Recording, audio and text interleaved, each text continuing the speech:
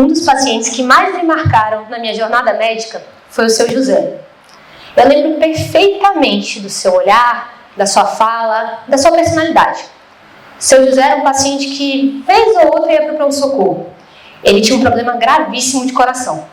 Mas naquele dia era diferente. Seu José acordou naquele dia afogado no seu próprio pulmão.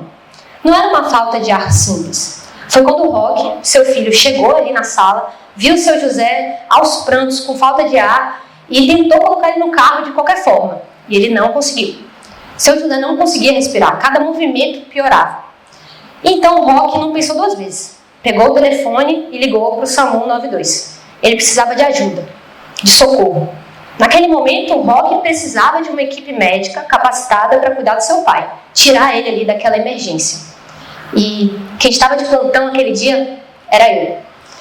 E aquele era um dos períodos mais difíceis da vida de um médico. O meu primeiro emprego. É verdade. Ali era o início da minha jornada médica. E pode até parecer ilógico, mas no Brasil, médicos recém-formados habitam os prontos-socorros do Brasil afora. Essa é a realidade, esse é o jogo. Essa é a primeira porta que se abre para o médico quando ele sai da faculdade de medicina. Mesmo a gente sabendo que na faculdade de medicina não há capacitação adequada da medicina de emergência.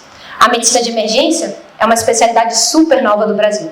E acredito que muitas pessoas nem conheçam, apesar de ser uma especialidade que tem mais de 50 anos ao redor do mundo.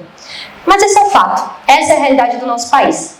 Geralmente os médicos vão para o pronto-socorro para passar uma chuva, fazer uma grana, juntar dinheiro, se especializar, ganhar uma experiência ali no dia a dia. Não que a experiência seja uma especialização técnica. Não, experiência de dia a dia. Na medicina a gente chama isso de orelhada. Então, ele vai para a residência, faz a sua jornada, a sua carreira, e geralmente 90% dos médicos nunca mais voltam para o pronto-socorro. Esse é um ciclo vicioso que sempre acontece. Tudo bem, a gente sabe que essa é a realidade. E eu não vou brigar contra ela. Eu estava ali e provavelmente eu era a melhor opção para o seu José. Era eu a melhor opção dele. E se não fosse eu, provavelmente seria alguém muito parecido. Algum colega meu de faculdade. Tudo bem. Então, fui para a casa do seu José prestar o primeiro atendimento. Quando eu cheguei lá, seu José realmente era um paciente grave. Uma falta de ar intensa. Um provável edema agudo de pulmão, que a gente chama na medicina. Comecei a fazer as medidas iniciais, avaliei da cabeça aos pés e percebi que após aquelas primeiras medidas não seria necessário nenhuma intervenção muito mais séria, como uma intubação, como os familiares ali achavam. E aí a gente foi conversando, seu José foi se acalmando, fizemos remédio na veia, uma máscara de pressão positiva com oxigênio e ele melhorou. Criamos ali um vínculo maravilhoso, tanto meu quanto com a minha equipe e os familiares. Roque, Dona Maria, a vizinha que estava ajudando, e seu José, estávamos todos na mesma página. Foi quando eu conversei com eles e falei: pessoal, eu sei que está tudo bem, mas precisamos ir para uma UPA. A gente precisa ir para o hospital porque o seu José ele precisa continuar fazendo exames, continuar recebendo a medicação na veia, enfim, continuar o tratamento. Eu não poderia largar ele ali na casa dele, porque eu sabia senão ele tinha risco de piorar e chamar novamente o serviço de emergência. Fomos para a UPA, fomos todos para a ambulância, entramos na ambulância e fomos para a UPA. Na chegada da UPA, a gente passa por um período que é super importante, que a gente chama de transição de cuidado. Você como médico, quando você entra com o paciente e você está deixando ali o paciente dentro do serviço de saúde, o próximo médico ele precisa entender o que você estava raciocinando. Qual era o diagnóstico que você raciocinou, o que você fez? É importante que tudo seja bem claro, que estejamos todos na mesma página. Foi então que eu comecei a passar o caso. E o médico, ele nem olhava para mim. Eu falava e ele estava fazendo outra coisa. Estava de costas, mexendo nas coisas. Foi então, quando eu dei uma pausa para respirar, que ele me cortou. Ele me cortou e falou: menina, chega, já deu, né? Você já falou demais, eu já entendi. Mas ainda tinham algumas coisas que eu precisava falar, que eram importantes e sim, fariam diferença no tratamento de seu José. E ele não deixou eu falar. Virou para mim novamente e falou: quantos anos você tem? Não precisa mais falar nada, claramente você é uma recém-formada, deixa que agora comigo eu assumi a cena. Então ele chamou a enfermeira e apontou para o leito da ponta da sala de emergência e falou: enfermeira, prepara ali que a gente vai entubar o seu José, tá tudo errado. E naquele momento eu fiquei em estado de choque. Primeiro porque o seu José estava bem, segundo porque eu nunca tinha sido tão maltratada na minha vida, terceiro porque eu não aceitava que aquilo estivesse acontecendo. Seu José não merecia aquilo, aquele tratamento. Então, Roque, que era o filho de seu José, assumiu a cena, porque a gente tinha criado um vínculo de confiança e falou, não, a doutora disse que não precisava, você nem falou comigo, o que você vai fazer? O que você vai fazer com meu pai? Seu José com o olho arregalado, entendendo tudo o que estava acontecendo, e aí a briga se instalou dentro daquela sala de emergência. E eu não sei se foi pelo acaso de Deus, do destino, da sorte, que nesse momento, enquanto eles já estavam quase partindo para agressão, entrou o segurança junto com o coordenador da unidade de saúde que tinha acabado de chegar. E ele entrou na cena, olhou aquele caos, só pediu que o médico se retirasse, e esse coordenador tinha sido meu professor da faculdade.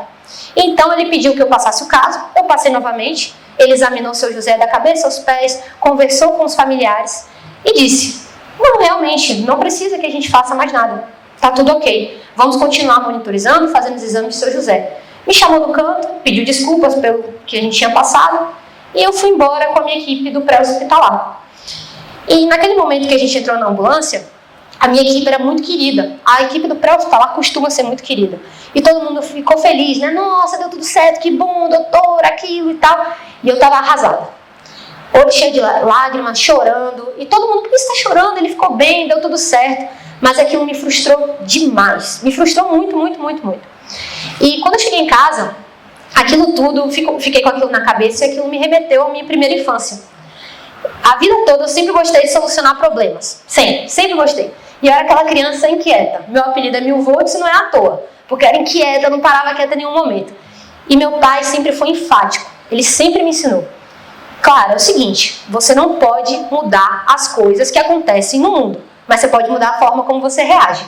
Os fatos, muitas vezes, apenas acontecem. Por que meu pai falava isso? Porque meu pai ele perdeu a mãe dele com 14 anos. E ele aprendeu, muito cedo, que uma das poucas coisas que a gente não tem como solucionar na vida é a morte. Tirando isso, quase tudo tem solução. Pode não ser aquela melhor solução que você imagina, mas alguma coisa se melhorar tem. E toda vez que você pega uma frustração enorme sua e tenta resolver, solucionando o problema, você está trabalhando com propósito. E propósito nada mais é do que colocar os seus valores, tudo aquilo que você acredita, à frente do que você faz. Então, naquele momento eu pensei, de toda essa situação, o que mais me frustrou? Porque eu sei que eu vou viver isso todos os dias. Até eu entrar na minha residência médica, me especializar, eu vou me frustrar, porque vão me tratar mal de novo, e de novo, e de novo, e de novo, e vai ser assim sempre. E eu sei que vários médicos não vão estar capacitados lá na emergência para cuidar de outros seus Josés que vão aparecer na minha vida. Você é maluca? Vai fazer isso para quê? Vai ser uma eterna recém-formada? Para quê? Não ficar na emergência, não paga bem, é caótico, é ruim. E impressionante, como a cada não que eu tomava, mais vontade eu tinha de fazer aquilo. Porque eu sabia que eu estava indo contra as minhas frustrações e sendo alguma parte de transformação. E tive uma família que me apoiou. O mais importante de tudo, ter o apoio de quem você ama. Fui para a residência na USP e lá me formei emergencista. Mas antes disso, no meio do caminho, eu achava que a solução do meu problema estava em me capacitar. Até porque se eu for uma boa médica, bem capacitada, eu vou estar lá fazendo o melhor para os meus pacientes. Eu vou ter a minha capacitação.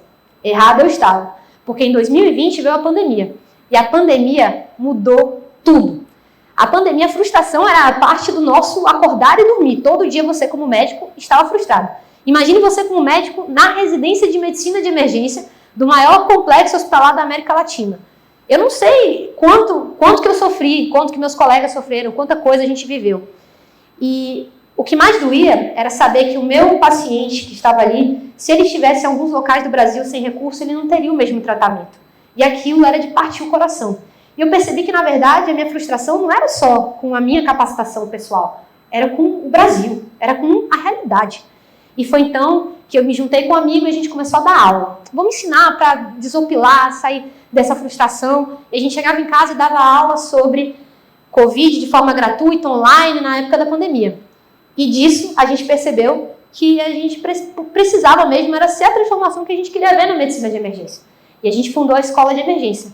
Na residência, sem dinheiro, sem apoio, sem nada. Era eu e ele, uma câmera de celular, e aprendemos a editar no YouTube e fomos fazendo. No início, era muito complicado, as pessoas riam, as pessoas faziam chacota, achavam que a gente era maluco, e aos pouquinhos a gente foi mostrando que o impacto de formiguinha leva a gente muito longe. E hoje a escola de emergência, de 2020 para cá, nós temos mais de 1.200 alunos ativos na nossa plataforma, que hoje não é mais filmada com celular, hoje 100% profissionalizada. Temos mais de 3.500 alunos que passaram por nós desde 2020, 1.200 alunos ativos, alunos em todos os cantos do Brasil e até mesmo fora do Brasil. Eu recebi uma mensagem anteontem de um aluno no Acre me mandando: Clara, salvamos a vida de um paciente. Aula 3 do curso de dor torácica, aquele curso que você deu aula. Quando que eu achei que o que eu aprendesse em São Paulo ia chegar no interior do Acre e ia salvar uma vida? Nunca. E às vezes a gente esquece que a solução da maioria dos nossos problemas está aqui na gente, na força de vontade, no propósito, naquilo que a gente acredita. Mas a minha frustração, ela não parava na medicina de emergência. Tinha uma segunda frustração, que lá naquele dia de Seu José estava muito claro para mim. A falta de competências humanas e habilidade do médico. O médico vai para a faculdade e ele não aprende absolutamente nada de soft skills. Ele aprende todas as patias, né, as doenças. Mas as duas mais importantes, ele não aprende. A empatia e a simpatia. Fica esquecida no caminho. Então, aquela dor que eu lembrava, eu sempre lembro de Seu José, e eu lembrava daquele médico que não conseguiu conversar comigo, colega, não conseguiu conversar com a equipe de enfermagem, com o paciente, com os familiares. E provavelmente aquele cara ele não tinha autocuidado. E eu vivi isso repetidas vezes durante a minha jornada médica. Várias e várias vezes. E quantas vezes na residência eu vi meus colegas se afastando por burnout? Tantas e tantas vezes. E foi então que quando eu saí da residência, eu me inscrevi para uma prova de endurance de triatlon e as pessoas falavam: como é que você consegue fazer emergência, empresa e fazer uma prova de Ironman? Como você consegue fazer isso? E, na verdade, as pessoas não entendem que quando a gente cuida da gente, faz aquilo que faz a gente feliz de verdade, o resto acontece. A gente precisa estar bem para poder cuidar do outro. Eu não consigo ser uma boa médica sem cuidar de mim, sem cuidar dos meus relacionamentos, da minha família. E a Escola da Vida é uma escola super nova que a gente fundou agora em setembro, que é uma escola de habilidades humanas para médicos estudantes de medicina. Lá a gente ensina os 6 pilares que são a construção de uma pessoa, não é nem de um profissional médico, mas sim de uma pessoa. A metodologia que a gente chama é o iceberg da vida. Pense aqui comigo, iceberg. O que está embaixo da água, a base, é aquilo que ninguém vê, mas que sustenta o que está acima da água e o que todo mundo vê. Então, primeiro a gente começa a cuidar dos pilares da base. E a gente ensina os alunos sobre importância de saúde física, de mindset e espiritualidade e de uma coisa que é extremamente importante, gestão de emoções. E lá no topo do iceberg, a gente tem aquilo que a gente vê, que a gente se torna pessoa perante a sociedade. Então são os relacionamentos, a gestão de carreira e gestão financeira e a produtividade e gestão de tempo, para que a gente viva uma vida mais otimizada. E atrelado a isso, a gente ensina comunicação, liderança, soft skills, coisa que nos meus 6 anos de faculdade de medicina e 4 anos de residência em São Paulo eu não aprendi. Quer dizer, aprendi por conta própria, mas ninguém parou em nenhum momento e foi me ensinar. E isso é extremamente importante. E tudo isso começou comigo lá com o Seu José. Lá com o Seu José, com uma frustração.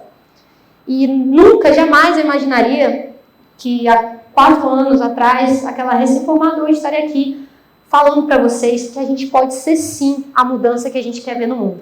Que a gente não tem que ligar para o que as pessoas falam, que a gente tem que fazer o que a gente acredita. A resposta vem.